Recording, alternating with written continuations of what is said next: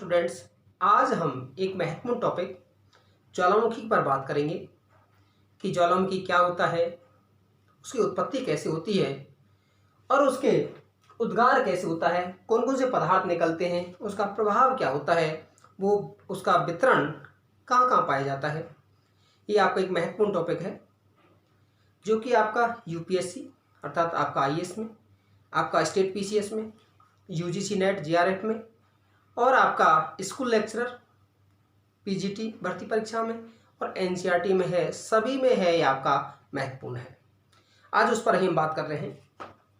पहली चीज आती है उत्पत्ति। ये क्या होता है ज्वालामुखी? देखिए, ज्वालामुखी हमने आपका पृथ्वी की जब आंतरिक संरचना बताई थी उसमें हमने एक बताया था प्लास्टिक दुर्बल मंडल एस्ट्रोनोस्फीयर, और जिसकी गहराई होती है 100 से लेकर के 200 किलोमीटर। उस गहराई पर है एक मैग्मा चेंबर पाया जाता है।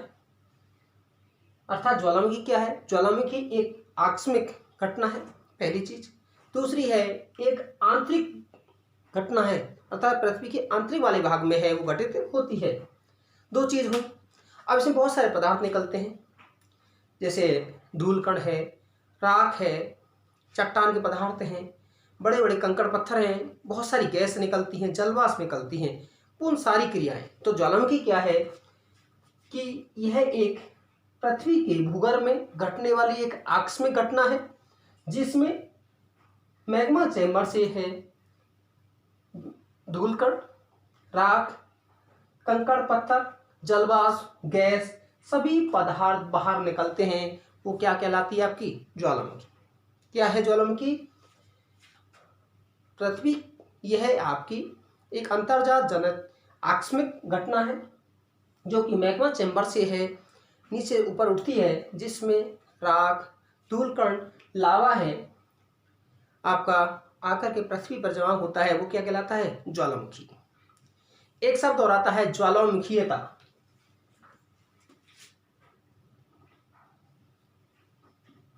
ज्वालामुखीयता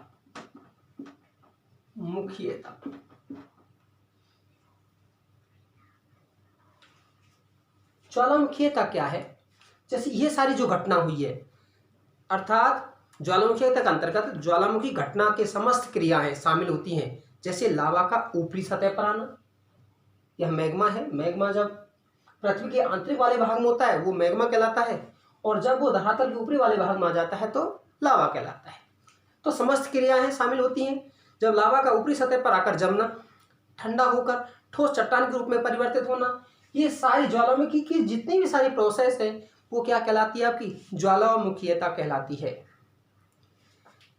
एक और आता है लावा और मैग्मा। लावा व मैग्मा, देखिए इसमें इस तरह का संबंध है। जैसे कोई लड़की है, जब तक शादी नहीं होती है तब तक लड़की, शादी होने के बाद है वो स्त्री अर्थात बहू कहलाती है। तो वही आपका जब जो आपका पिघला हुआ पदार्थ है, जो लसदार चिपचिपा जो पदार्थ है, आंतरिक वाले भाग में होता है मैग्मा, और जब वो धरातल के ऊपरी वाले भाग में आकर के जमा होता है तो उसे हम क्या कहते हैं? लावा कहते हैं। उसके बाद हम बात करते हैं कि इसकी उत्पत्ति है वो कैसे होती है। उससे पहले और हम चीज देख लेते हैं। देखिए, बाल्केनो क्या है, ज्वालामुखी क्या है? जो हमें ऊपरी सतह पर दिखाई देता है वो सब क्या है? ज्वालामुखी। दूसरी चीज है और है ज्वालामुखी जिस मार्ग से निकलता है उसे हम लावा निकास नली कहते हैं या ज्वालामुखी मार्ग कहते हैं, तथा जिससे जो स्तर रूप बनता है वो ज्वालामुखी शंकु, और ऊपरी वाले भाग में जहां गर्त बन जाता है उसे क्रेटर कहते हैं। और ये आपका लावा आपने कई बार देखे होंगे टीवी वगैरह में, तो बहुत सारा लपट है, आपकी आग है कि ज्वाला निकलती रहती है, और उसके साथ साथ आपकी धुआं है वो भी आपका निकलता रहता है। तो पहली चीज अब आगे आप बात करते हैं कि ज्वालामुखी की उत्पत्ति है वो कैसे होती है।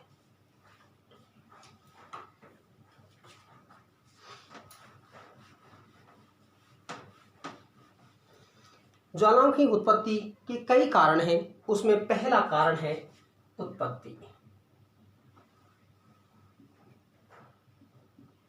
प्लेट विवर्तनिक।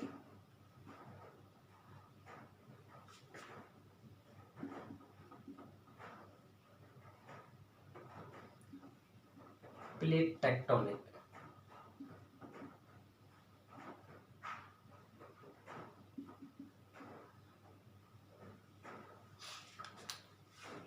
आपकी पृथ्वी के आंतरिक वाले भाग में विभिन्न प्रकार की आपकी प्लेट हैं, 7 मेजर हैं और आपके बहुत सारी हैं आपकी माइनर प्लेट हैं। अब प्लेटों की 3 तरह की गति होती हैं। एक आपका अभिसरण कन्वर्जेंस करती हैं, एक में डाइवर्जेंट और एक में एक दूसरे से आगे पीछे होती हैं। तो ज्वालामुखी घटना है वो सबसे ज़्यादा कहाँ होती है? जहाँ पर प्लेट मूवमेंट कन्वर्ज करती हैं।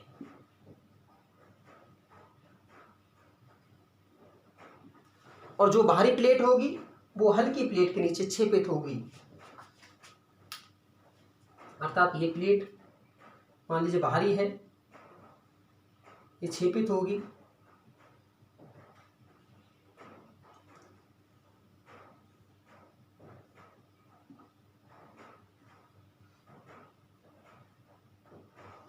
और उसके बाद है ये बाहरी प्लेट,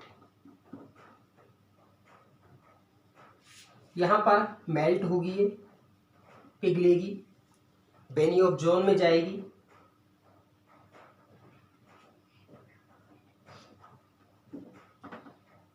वेनी ऑफ जोन में जाएगी और पिघल करके है धरातल के ऊपरी वाले भाग में है आपकी आएगी, जिससे ज्वालामुखी क्रिया है आपकी होगी। तो सबसे पहला है प्लेट विवर्तनिक, और उसमें हमारा सबसे पहली कौन सी प्लेट के द्वारा है आपकी होती है? आपका कन्वर्जेंस, अर्थात अभिसरण।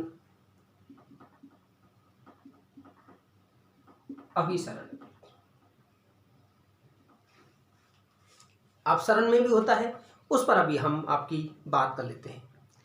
दूसरा है दाब में कमी।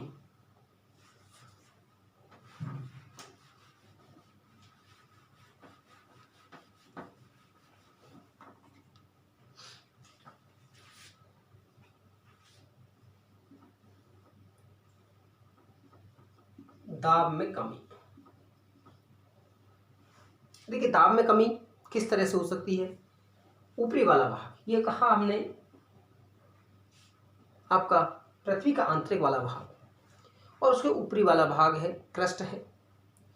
अब हाँ, प्लेट मूवमेंट अगर हमारी ऊपर से दाब हट जाए किसी कारण से, और जब प्लेट है आपका अपोजिशन डायरेक्ट अर्थात विपरीत दिशा में है, जब गति करती हैं तो गति करेंगी तो वहाँ से दबाव हटेगा, दबाव हटेगा तो निचली वाला भाग का जो मैग्मा है वो सतह पर ऊपर आएगा और ज्वालामुखी उद्गार होगा।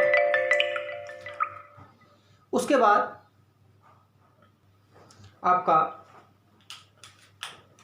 जैसे प्लेट मूवमेंट इस तरह से होती है,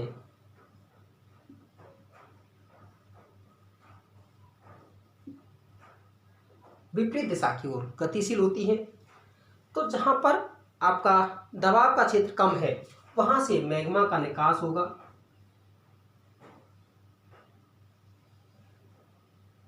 ये वाला भाग है प्लेट मूवमेंट हुआ, ये वाला भाग है जहां दबाव कम हुआ, और यहीं से ज्वालामुखी क्रिया है आपकी हो जाती है। तो दूसरा कारण है आपका दाब में कमी। नेक्स्ट है कमजोर भूपटल। तीसरा है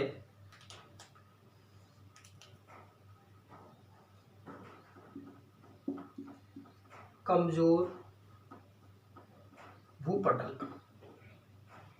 देखिए जो भूभाग कमजोर है, चट्टाने जहां पर है आपकी कमजोर भूभाग होगा, उसको ज्वालामुखी क्रिया है आसानी से तोड़ देगी, और आपका जो अंदर से पदार्थ है वो आपका कहाँ आएगा? बाहर आएगा। फिर है नेक्स्ट है, आपने सुना होगा उसमें पृथ्वी की आंतरिक संरचना में बताया कि पृथ्वी के आंतरिक वाले भाग में रेडियो सक्रिय पदार्थ पाए जाते हैं, और तापमान का दूसरा कारण है कि पृथ्वी की जब उत्पत्ति हुई तो अपशिष्ट ताप, तो भूगर्भ में अत्यधिक ताप का होना। नेक्स्ट है आपका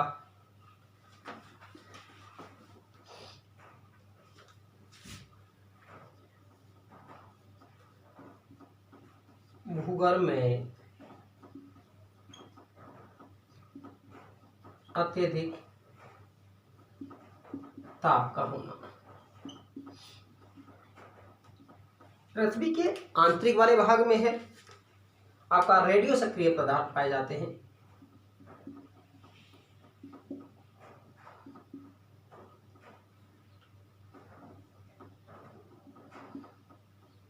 रेडियो सक्रिय पदार्थ, और इनके विखंडन से ऊर्जा है आपकी, या ऊर्जा की उत्पत्ति है आपकी होती रहती है, और तापमान है वो आपका अधिक होता है, और उससे ज्वालामुखी उद्गार होता है। ज्वालामुखी उद्गार होता है, यदि ज्वालामुखी उद्गार ना हो तो बहुत बड़ी घटना है आपकी हो सकती है। इसी कारण से ज्वालामुखी को पृथ्वी की सुरक्षा कवच कहा जाता है। ज्वालामुखी को पृथ्वी का सुरक्षा कवच कहा जाता है। Safety wall of the earth कहा जाता है। कारण क्या है? जैसे कुकर है, कुकर में आपका देखा होगा ऊपर सीटी लाने के लिए, यदि उसको पूरी तरह से बंद कर दिया जाए तो क्या होगा? कुकर फट जाएगा। इसी तरह से कि पृथ्वी के आंतरिक वाले भाग में जितनी हीट आपकी एनर्जी आपकी उत्सर्जित हुई है, यदि वो आपकी ऊर्जा की उत्पत्ति हुई है, यदि वो बाहर नहीं निकलेगी तो आपकी पृथ्वी पर विनाश है वो आपका अधिक होगा। नेक्स्ट है भूगर्भिक असंतुलन। जैसे तराजू की तरह आपका, यदि उसमें बराबर संतुलन है तो कोई घटना नहीं होगी, लेकिन जब असंतुलन उत्पन्न होगा तो आपका जो ज्वालामुखी क्रिया है आपकी होगी।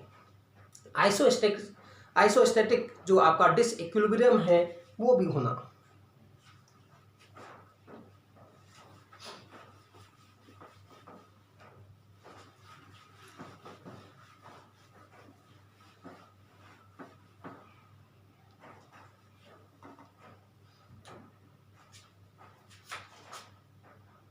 नेक्स्ट है आपका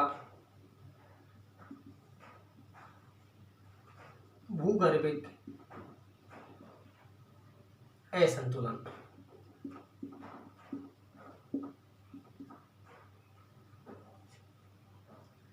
नेक्स्ट है गैसों की उत्पत्ति या आपकी फॉर्मेशन ऑफ गैसेस या जलवाष्प का बाहर निकलना। गैसों की उत्पत्ति व जलवाष्प का निकलना। जलवाष्प का निःसृत होना।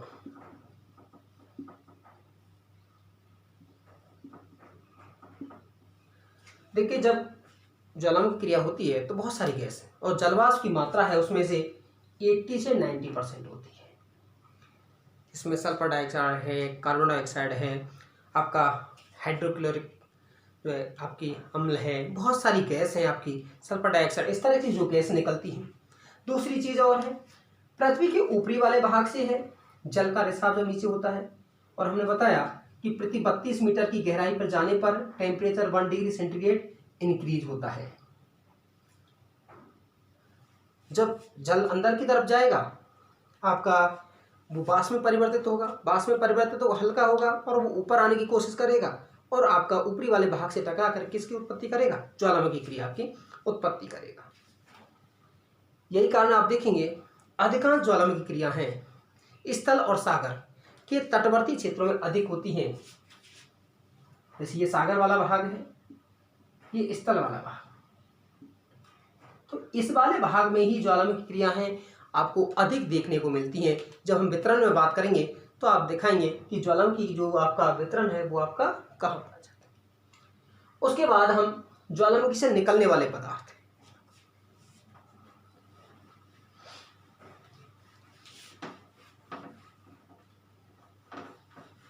पहले हमने बात की कारण पे, बात की आपकी क्या होता है ज्वालामुखी, उसके बाद बात की हमने उत्पत्ति, उसके बाद पदार्थ।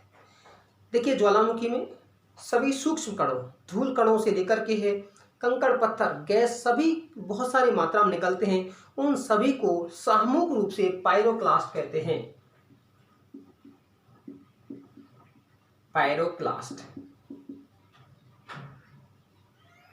अर्थात ज्वालामुखी क्रिया जिसमें राख, सूक्ष्म धूल कणों से लेकर के है चट्टानों के बड़े बड़े कंकड़ पत्थर, बहुत सारी गैस हैं जो सभी रूप से निकलती हैं, उन्हें सामूहिक रूप से पायरोक्लास्ट कहा जाता है।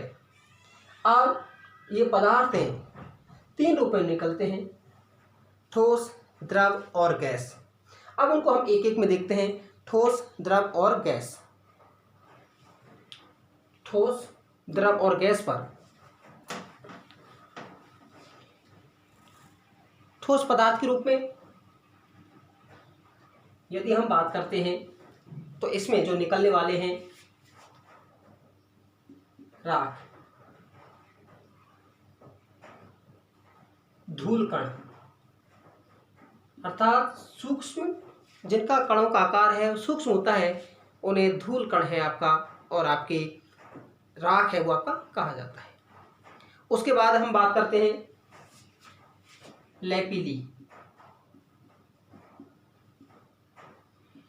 जब चट्टानी कणों का आकार है मटर के दाने के समान होता है, मटर के दाने के आकार का होता है, उसे हम क्या कहते हैं, लैपिली कहते हैं। दूसरी चीज है ज्वालामुखी बम। ज्वालामुखी बम है कुछ सेंटीमीटर से कुछ फीट का हो सकता है, वैसे फुटबॉल की बॉल जैसा होते हैं। नेक्स्ट है ज्वालामुखी बम, कुछ सेंटीमीटर से कुछ फीट तक, सेमी से कुछ फीट तक, और इसमें फुटबॉल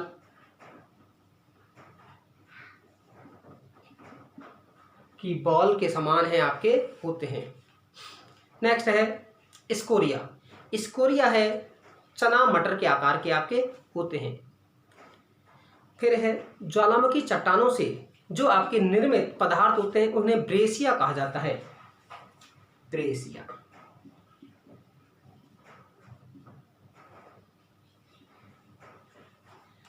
ये हुए हमारे ठोस पदार्थ के रूप में। वैसे आपके बहुत सारे हैं, कांग्लोमरेट भी इनसे बनता है आपका, किस तरह के जो पदार्थ हैं। उसके बाद हम बात करते हैं द्रव में।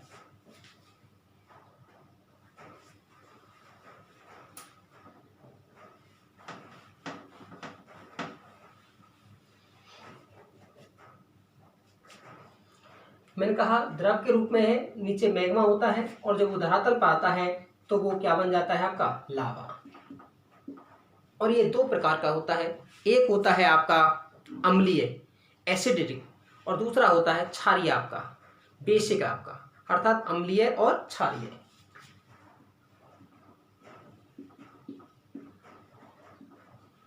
अम्लीय एसिड और दूसरा होता है क्षारीय बेसिक। देखिए अम्लीय क्या है, जिसमें सिलिका की मात्रा है अधिक होती है, अर्थात जिसमें सिलिका की मात्रा है 60 से 85% तक होती है। सिलिका की मात्रा अधिक, अर्थात रेत की मात्रा अधिक होगी। कितना होगा, 60 से लेकर के 85% तक। जब सिलिका की मात्रा अधिक होगी तो बताइए कैसा होगा, ये गाढ़ा चिपचिपा होगा। सिलिका है, धूल कण की मात्रा है, तो रंग कैसा होगा, पीला होगा। दूसरी चीज है जो गाढ़ा पदार्थ होगा तापमान है इसकी तुलना में कम होगा, अर्थात तापमान है यहाँ पर 750 डिग्री सेंटीग्रेड तक पाया जाता है। नेक्स्ट है आपका, इसमें है विस्फोट। बताइएगा जो गाढ़ा पदार्थ होगा विस्फोट हल्का होगा या तेज होगा, अर्थात तीव्र विस्फोट होगा। इसी से हमारे ज्वालामुखी पर्वतों का निर्माण होगा, ज्वालामुखी पर्वत। दूसरा है क्षारीय, जिसमें सिलिका की मात्रा है कम होती है, अर्थात 40 से 60% के मध्य होती है। काला रंग होता है। टेम्परेचर बताइएगा, तरल पदार्थ होगा, टेम्परेचर अधिक होगा कम होगा, अधिक तापमान।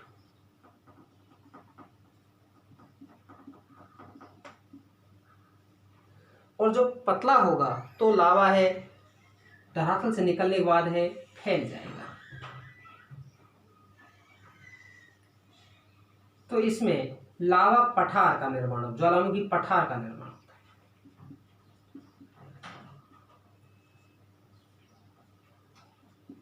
ज्वालामुखी पठार का निर्माण है आपका होता है। अब बात कर लेते हैं गैस। देखिए गैस के रूप में हम बात करते हैं, इसमें जलवाष्प की मात्रा है 60 से 90%। हमने पहले बताया 80 से 90% होती है, लेकिन कहीं किस किस में है आपका जलवाष्प है वो 60 से 90% तक हो सकती है। तो नेक्स्ट पे बात करते हैं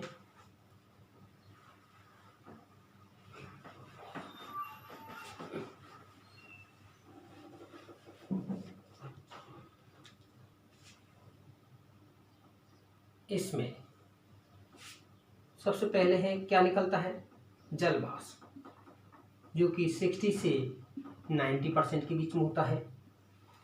नेक्स्ट है आपका SO2 सल्फर डाइऑक्साइड, उसके बाद में है आपका CO2, उसके बाद में है HCl आपका हाइड्रोक्लोरिक एसिड आपका है, फिर है हाइड्रोसल्फाइड आपका हाइड्रोसल्फाइड,